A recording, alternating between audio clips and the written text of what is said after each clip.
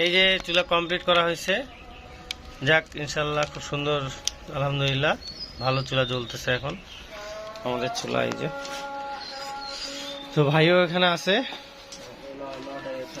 ওই যে চাকুটা সরাই না তো, উপর দিয়ে ধোঁয়াটা চলে যাচ্ছে। এই যে আরেকবার দেখাই। এই যে ধন্যবাদ বন্ধু চুলা ফাউন্ডেশনকে, ধন্যবাদ ভাইকে। কি ভাই আপনার নাম কি জানি? নাম মোহাম্মদ আব্দুল আল মামুন। আব্দুল আল মামুনকে অশেষ ধন্যবাদ। উনি আমাদের দিনাজপুরের কি দায়িত্বে আছেন? সহকারী জেলা ম্যানেজার। সহকারী জেলা ম্যানেজার। অনেক সুন্দর হয়েছে, কাজও ফিনিশিংও ভালো।